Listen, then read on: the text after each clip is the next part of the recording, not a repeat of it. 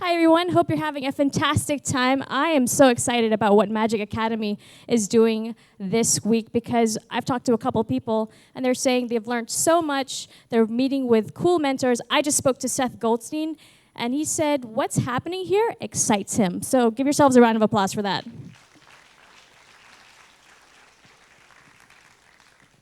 So I have the great privilege and honor to sit down with some fantastic entrepreneurs who just happen to be ladies. So I'd like to invite to the stage Audra Pakalnyte from KFit.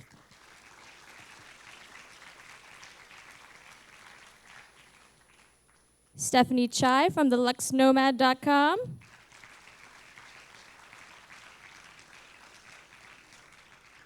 And of course, Meriza Mustapha from MadeEasy.my.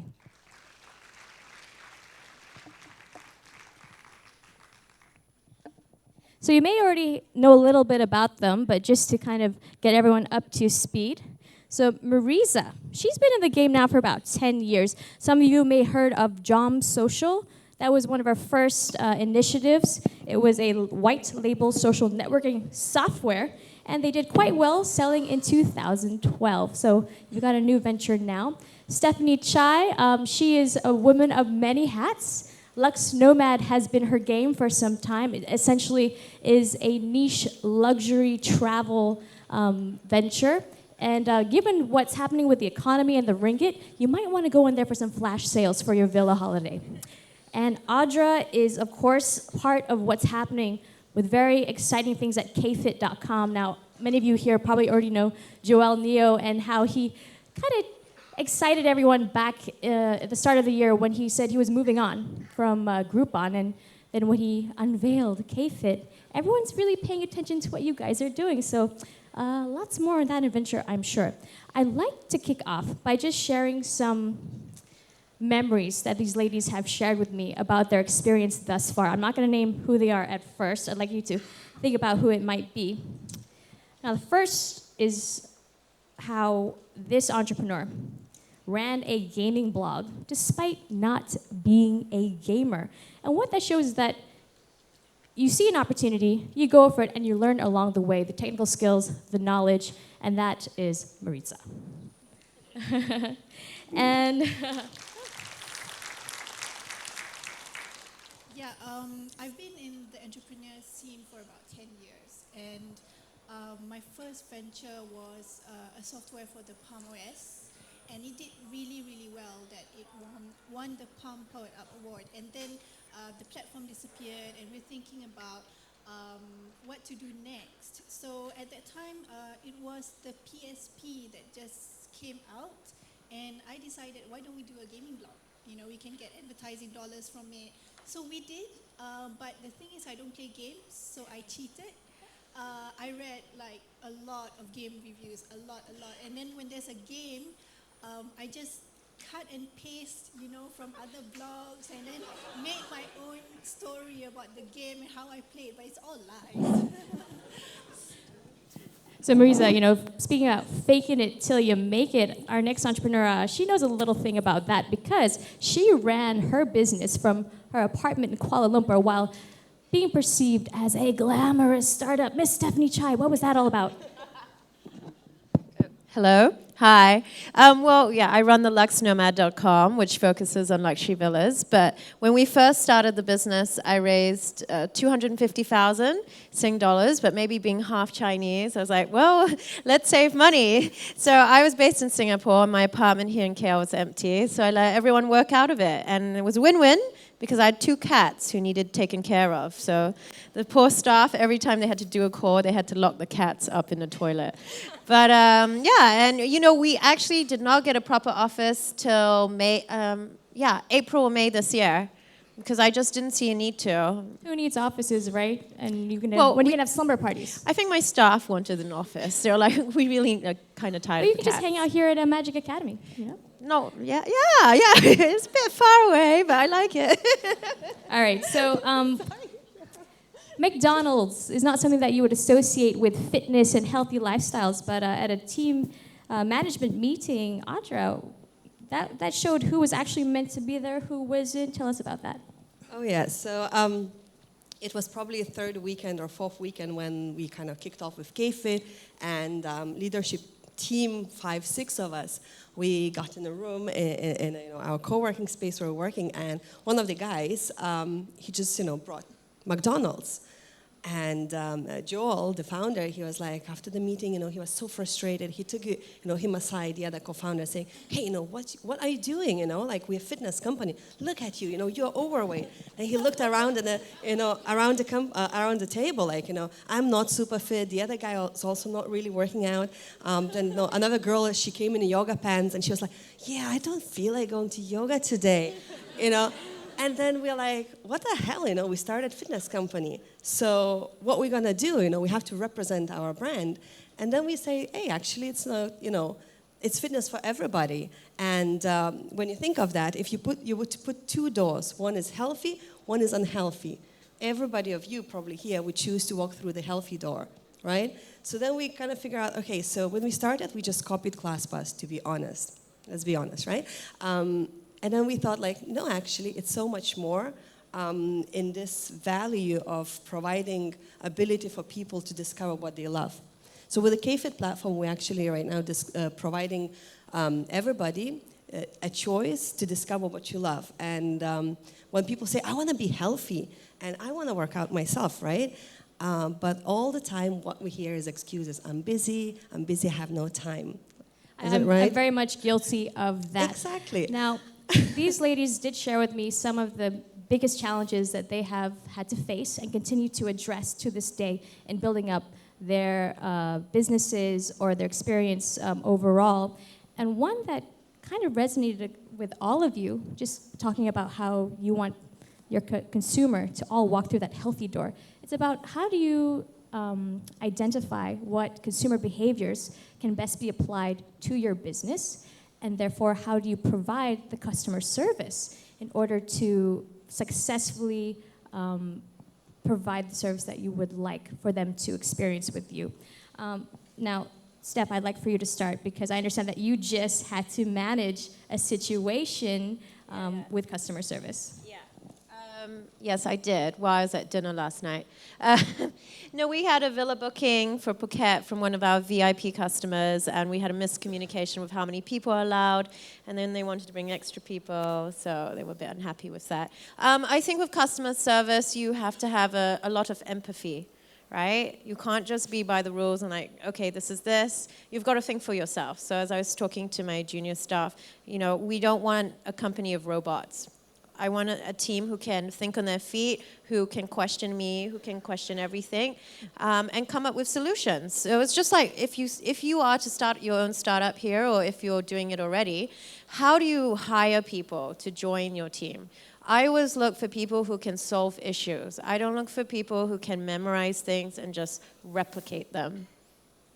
Yeah, and I understand. Well, it's about the people who are behind the business because ultimately it is a soft touch, especially when you have to deal with customers. You know what? You don't need people with the exact experience. None of my team came from the travel industry, but they all had a good attitude. They were eager to learn. Yeah, people can be taught. Yeah, and I understand in the keynote this morning, Christina, she talked about having the personality behind the brand to connect with your consumers. And now, Meriza, I'd like to bring you into the conversation now because you've discussed in your conversation with me how customer expectations sometimes exceed what they're willing to pay for. And I'm sure many of you will come across this situation. So if you could share your experience there. Okay, with Jom Social, it was a 99% global market, and our customers, 80% of them were from the United States and more developed countries. So they are quite used to self-serve. Like if they need resources, they would go on the internet and then look for it, and they will scout our website to look for information. And we did crowdsourcing for our support. We had our loyal customers give feedback and answer the problems faced by the community. But I don't find that very much in Malaysian customers because I find that they need some hand holding. And they want it cheap too. They're not willing to pay for it. Hey, ringgit not so hot right now, So it can it can add to the cost. Servicing customer is a cost. So we have to be very, very careful when we calculate the lifetime income of the customer. As the more customers that we have, the longer they are with us, and how much do we need to spend how much of that is going to support them. So Malaysian customers are costly, I think. Yeah, and Audra, K-Fit is dealing not only with Malaysian customers, but with customers across the region. And as you build out K-Fit, you have to be adaptable to the feedback of your consumers. So how are you addressing that? Yes, so we operate in 8 countries across Asia Pacific, from New Zealand to Seoul.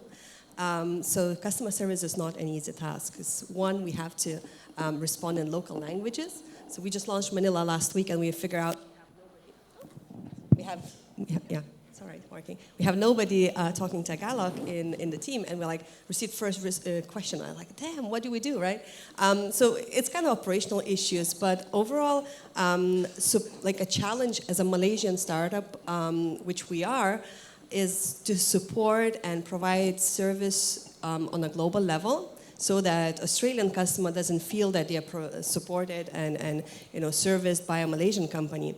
So the way we communicate to them, how quirky we are on responses or how fast we're in responses is very important. So in a way, we kind of divide the team, taking care of certain regions based on the tone of how they write and so on and so on. With Malaysians, you manja them a little bit and it's all right already. The other thing is that our customer team is always saying, we have to reduce the number of tickets, because just the more countries we launch, the more customers we get, the ticket volume is increasing. And I was saying, don't dare do that. It's good to receive a lot of tickets because we understand what customers are concerned about, what's their feedback, because I run a product. So for me, it's very important to touch base on what's happening out there. And myself, in my inbox every day, I receive all the tickets. It's overwhelming, but actually, before I go to sleep, I read them, some of them, just to get frustrated. Oh no, something is broken again. But it's something I want to do just to make sure that we are on top of it and we know what's happening out there. Well, that makes sense given that you are leading people and products at K-Fit. Now, that is a mass-oriented market, and Steph, ultimately you are a niche, and it's a luxury game that you're playing. Something that you've highlighted to me is that Malaysians may not always have the buying power, and now, just putting it out there to what startups here might be experiencing, how do you manage and balance then what a consumer would like to see in terms of pricing and structure versus what you might be able to offer? We focus on luxury, but we have 2 segments. We have really expensive, and we have affordable luxury. Woohoo! So it's actually not too pricey, because I have villas in Seminyak, which are maybe $500 a night for 4 bedrooms, which are 8 people. So it's cheaper than a hotel. I think for us, when we first started, Malaysia was my 2nd biggest market in terms of clients. Now it is my 3rd. Or 4th. Australia went from 5th to 2nd. So it's unfortunate that our currency, as you said, has had a bit of a hammering in the last couple of months. We don't have that consumer power. But I think the interesting thing to say is that our company is a Singaporean company with a Malaysian subsidiary. But most of my team is in Kuala Lumpur and Manila. But on the front of the company, it looks very luxe. We've got PR in Sydney and Singapore, Hong Kong, but we're really powered by Malaysia. So don't feel you have to, someone said to me when you start a business, people only see what they see on the outside. No one sees what happens behind. A lot of hard work there. Earlier you pointed out that you want to hire people who can do the job that you require. And the second challenge that the ladies raised consistently was talent. And Meriza, 10 years ago, you really had to struggle to hire the right people with the right skills. Do you feel that it's become easier because a community has grown, the ecosystem is developing, so has it become less of a challenge?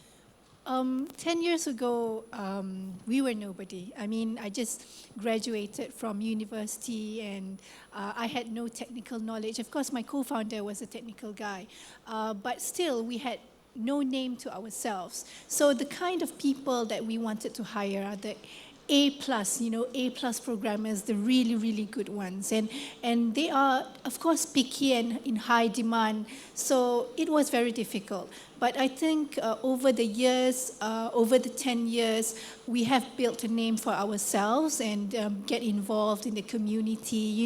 If we want to court a programmer, it takes us about a year twittering each other, you know what I mean? That is like the courtship, about a year. And then, of course, we have to be a little bit broad-minded and break the barriers that we set ourselves. Like, say, we have to have the programmer in the office. But now we have programmers who work remotely. We've hired from Poland, we've hired from Eastern Europe, we've hired from Australia, we even hired from Indonesia, and that's a real great source of technical people. So yeah.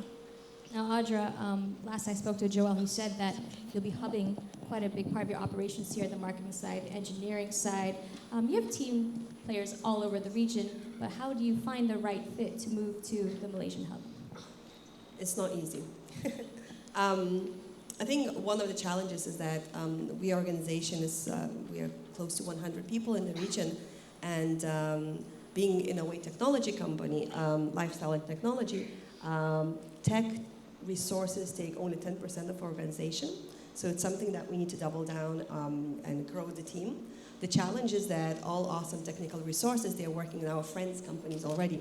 So it's kind of not nice to poach them. What to do, right?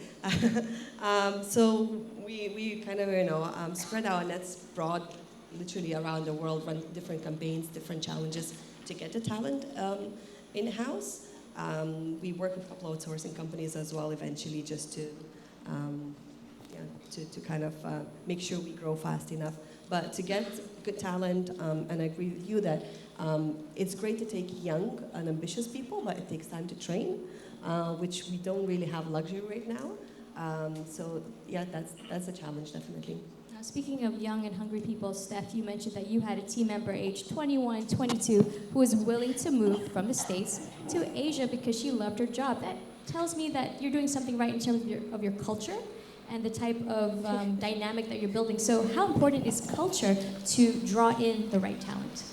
Well, I don't know if you literally advertise your company culture at the front door, but I think people, when they come from an interview, they get a feel of character, and maybe it does come from the top. So my whole team, we kind of have a dry sense of humor. We make... No, you don't. Yeah, we make...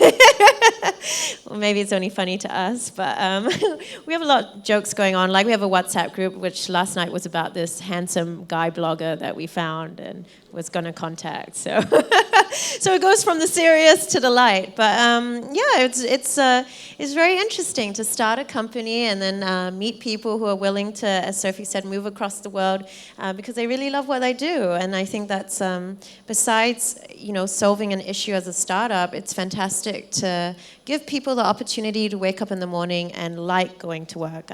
I've never had a proper job before in a company, but I would hate to sit at a desk I didn't want to be at. All right, now this brings us to our third challenge that our panelists have identified, which is, no surprise, funding. Now, K-Fit, Sequoia Capital gave you a nice little round there, saying that you're off to a blazing start and pointed to the ambitious roadmap that has been set. But the availability of the fundraising, what challenges did you have to overcome? No challenges.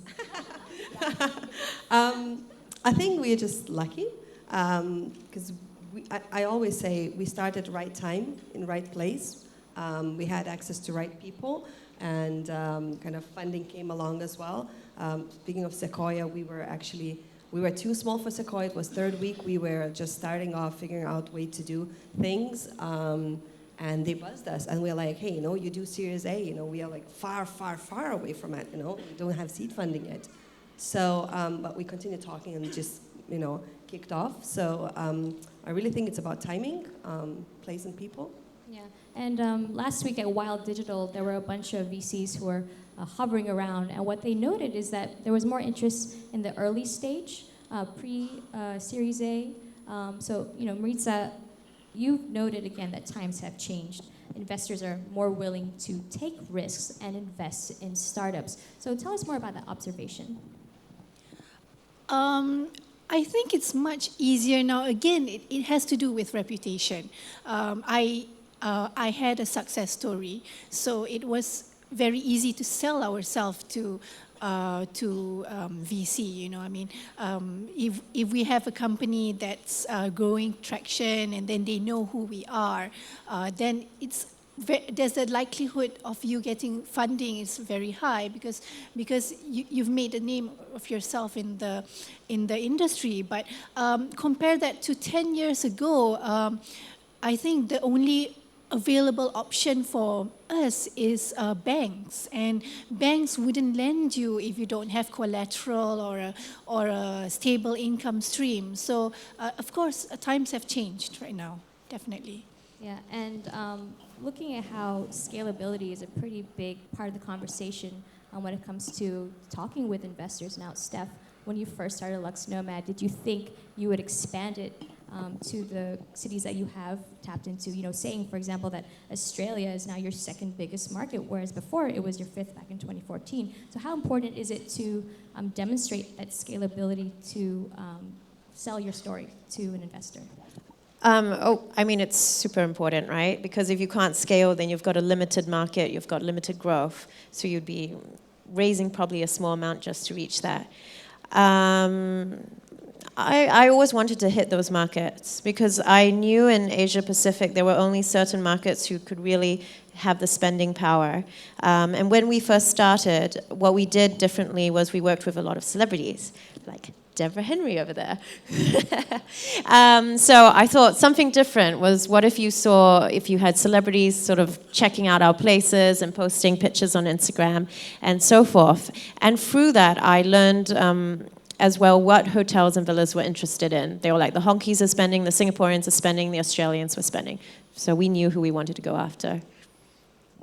And when you think about then that scalability with a company like MadeEasy.my, how far do you think you would like to take it? And what type of roadmap are you foreseeing? Simply put, we want to be the biggest cleaning company in Malaysia. So right now, we have some quality issues that we need to address before we scale big. Now, scaling up is not really such an issue for K-Fit, but there's so much competition out there. Can I name Guava Pass, for example? So when it comes to then saying you have the best unique positioning, or that you are catering to a big enough part of the market, how do you position yourself to your consumer who has other options now?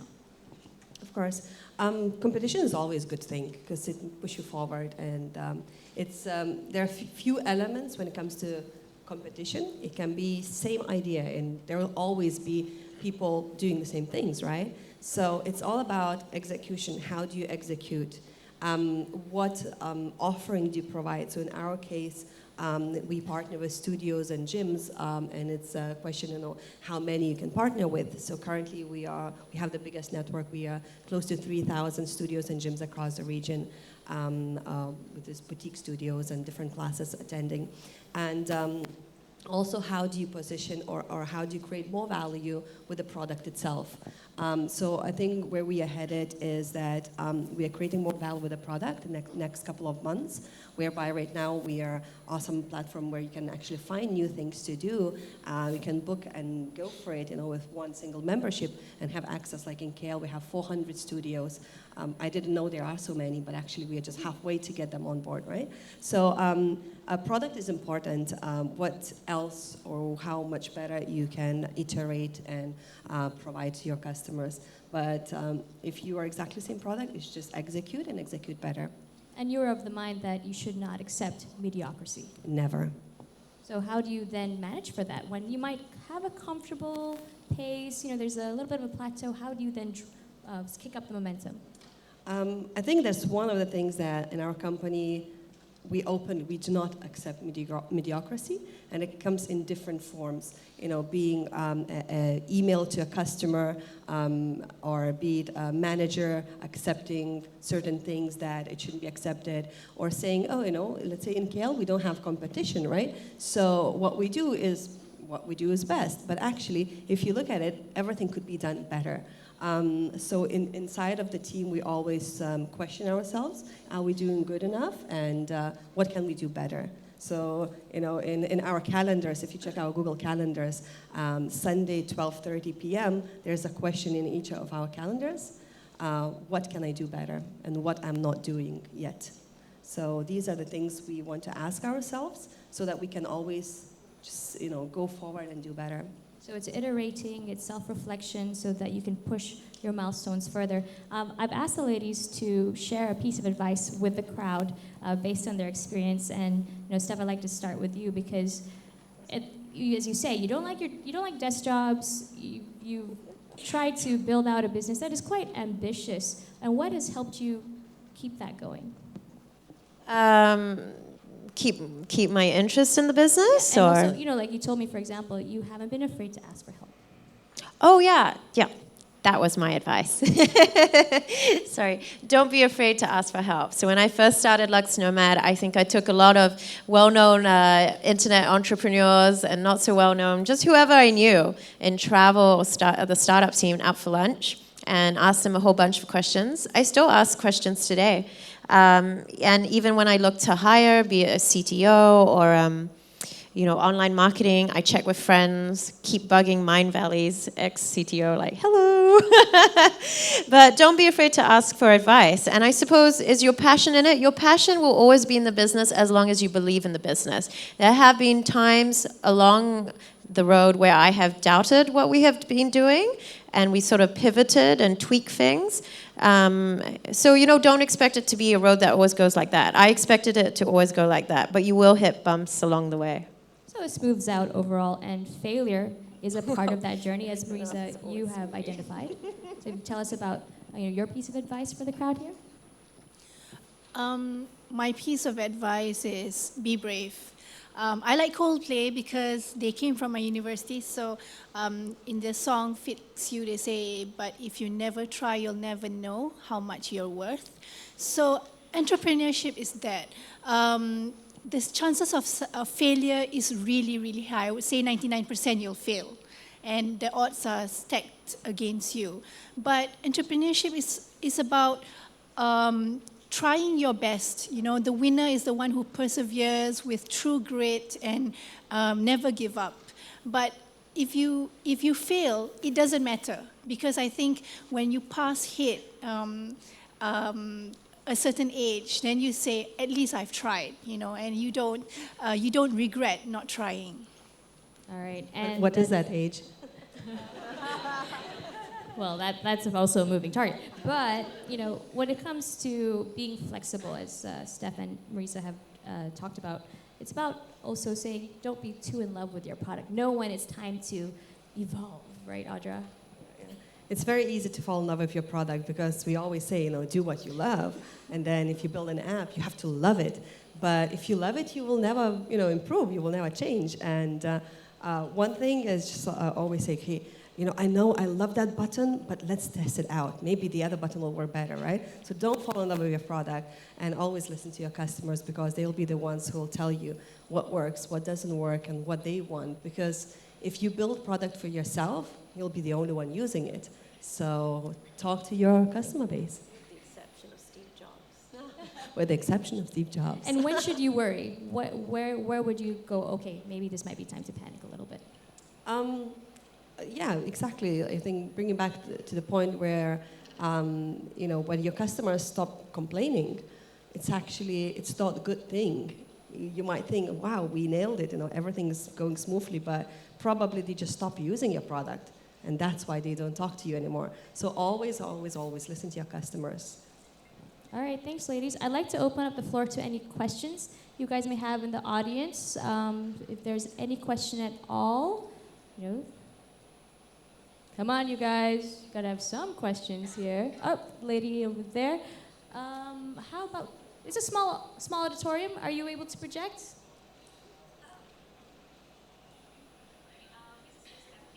Yeah. Yes. Sorry, yes.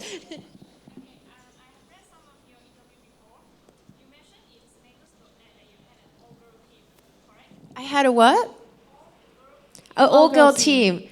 Yes, we were just discussing that in the car, how great girls are. You're Amazons, right?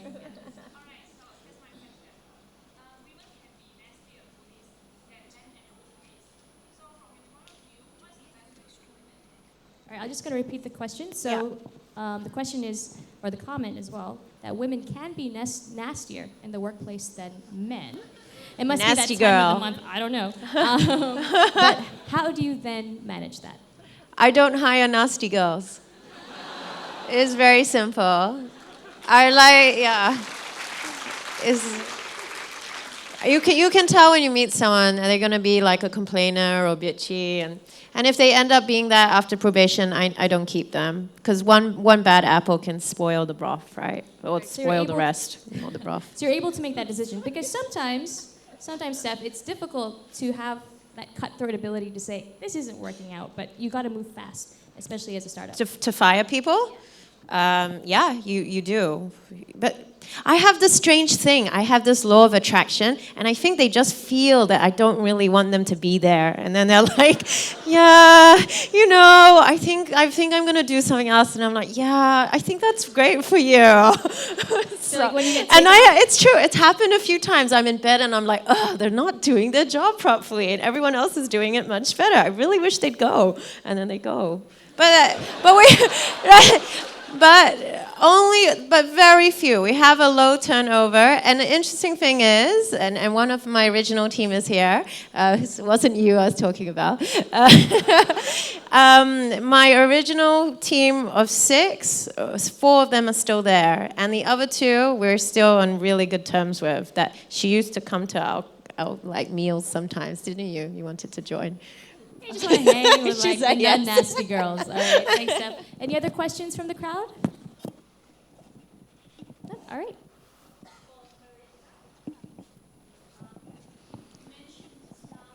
Great, thanks, Phoebe. Chewbacca, woohoo! You mentioned just now that you have a quality problem going on. You're facing with Made Easy right now. Yes. Can I take a wild guess that it's problem with the cleaners? Yes. Actually, it's both with the cleaners and the customers' expectations. I think I have to say Malaysian customers are cheap. They pay peanuts and they expect 5-star hotel rating service.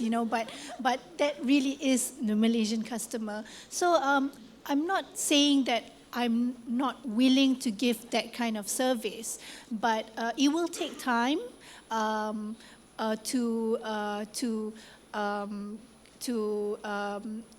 generalize the quality service of all the cleaners. The more they do, the better they get. So that is one of my problems right now.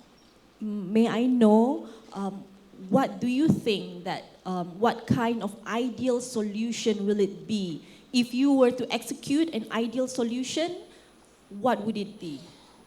Execute ideal solution for solution to that particular problem that you're facing right now? I think, let's say for the cleaners, right? And I want them to reach a certain level of quality. I would say to them, if you want to be on our platform, you do this minimum of hours a week. Because I know that the more you do, the better you get, and it gets easier the more you do. So I think in terms of filtering out the cleaners, the bad ones, we just drop off of our systems, and we keep and train and develop the good ones that are in our system. So adding value to the product and the talent that you have in your pipeline. Yes. Perhaps you might want to take this to the side. Okay, thank you. Okay, any other questions in the crowd? All right, gentleman over there. Phoebe? Yeah.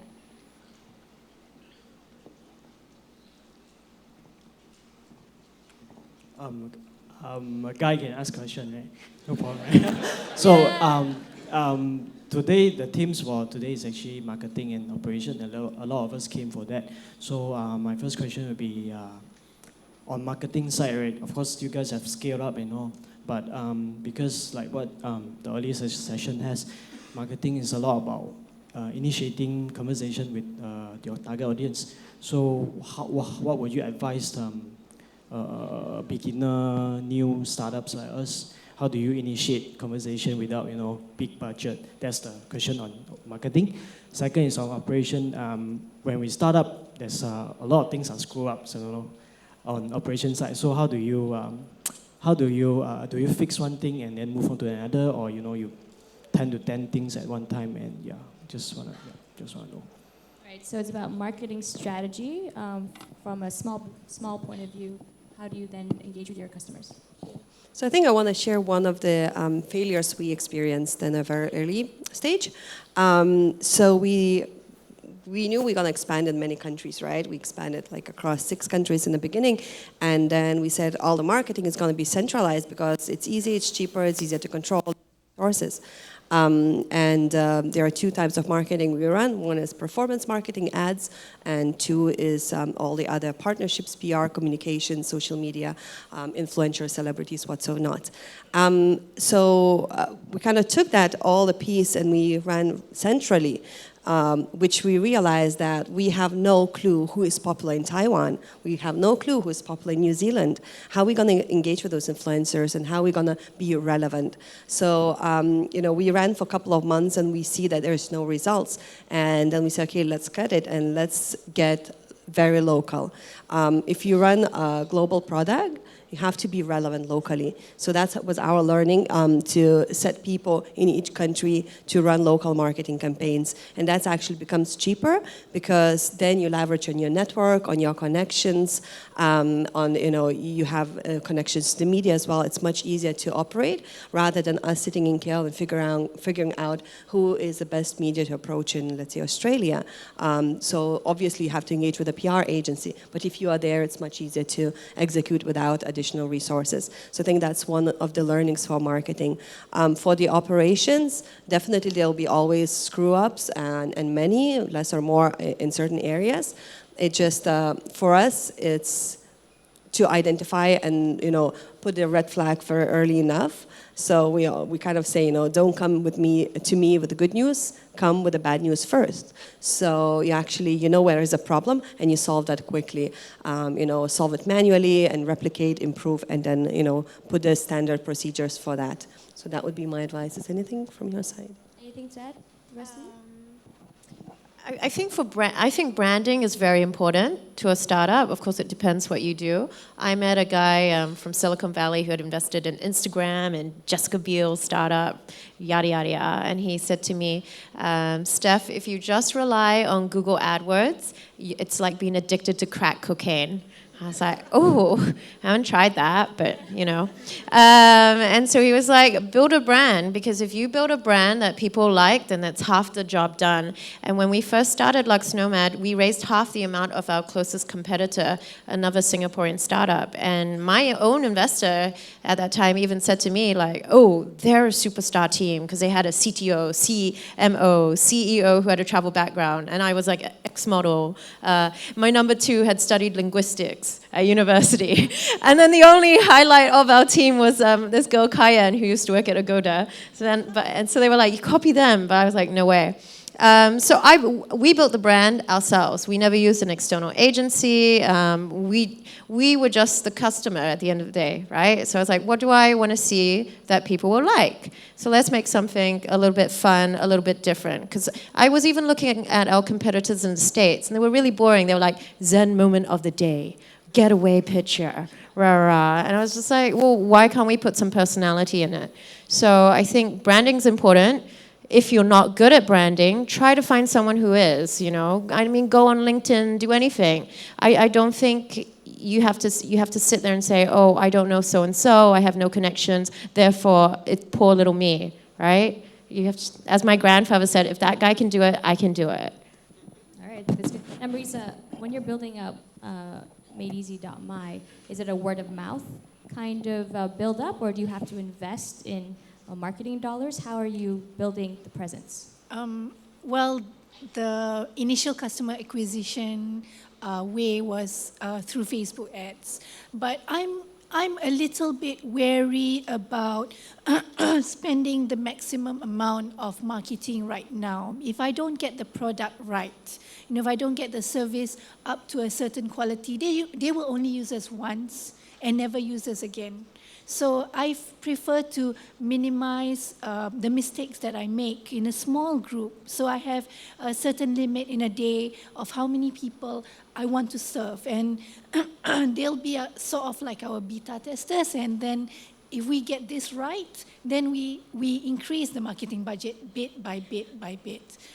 That's the way we do it at Made Easy. All right, thank you so much, ladies. We're about running out of time, but we perhaps have time for one more question from the floor. Yes? Amy, right here.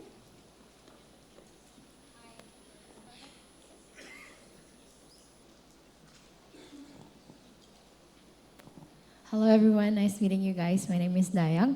My question is that you're talking about the perfect competition when everyone is there, and Audra said competition is good. But how actually, do you have any tips to win the competition, or maybe like to differentiate ourselves from others? Because like you said, everyone is doing the same thing when in a startup or stuff like that. So that's the question from me. Thank you. Okay, in my previous startup, Jom Social, I like to claim, although this is not verified, that we are the biggest white label social network in the world. There are free alternatives to the product, but still people buy us, and we are like 500 ringgit per software, really expensive. The thing is, it's not just the perception. What is it that people are willing to pay extra for to solve their problem? So that's the way I see it. I mean, there are a lot of free alternatives right there, but they may lack in support. Their software might be broken. But if you pay a little bit, like 500 ringgit more, you get a software that works and people to guide your way in using the software. So that's how we differentiate ourselves from the competition, and we became the most downloaded social network software in Joomla, and that's a big deal, honestly. Now, Steph, I mean, you already have Instagram Barbie, like doing the Zen posts and whatnot, but how do you entice a customer to come to the flash sale Lux Nomad versus going directly to villas? Well, for us, we're launching a loyalty program. We focus more on villas nowadays. We relaunched the site in May, and we aim to be the region's #1 villa booking portal. I suppose you have to be better than your competition, but you have to keep innovating yourself. So I look at the competition, but I also sit there and think, what else can we do? So one thing we did is a group payment thing. So when you book a big villa, there's probably like 20 people going, 15 people. Usually one guy has to pay, and then you hope your friends pay you back, right? It's always like one friend who's like, oh, wait, but I'll buy you dinner. And then, when we took the taxi, right? So we made, or maybe it happened to me. So we have this group payment where you can enter your friends' emails and what everybody should pay, and then the bill gets split. Right? And we just keep coming up with different ideas. So it's good to look at the that was the competition. It's good to look at them, but you should be innovative on your own, right? Apple was not Apple because they looked at Nokia and Samsung. Audra, are you paying attention to what GuavaPass, Passport, and those competitors are doing? Or are you saying, we already have our roadmap, we're just going to go for it? We do have a look at what they do, of course, and we don't do the same mistakes then. But Make mistakes? Ooh. No, I'm joking. Of course, you have to be aware what's happening around you. You have to evaluate yourself and kind of position where you stand. And by knowing what competition is doing, you know what to do better or where to change, where to iterate. Definitely, yeah. All right, thank you so much to Meriza, Steph, and Audra for taking your time today. You're all, running businesses, so a round of applause, please, to the ladies and to the audience. And I'm sure that they wouldn't mind if you had any other questions that you'd like to ask of them personally. Just head up to them and ask away. So thanks again. And Cheryl, thank you for having me. It's been an absolute blast. Good luck, everyone.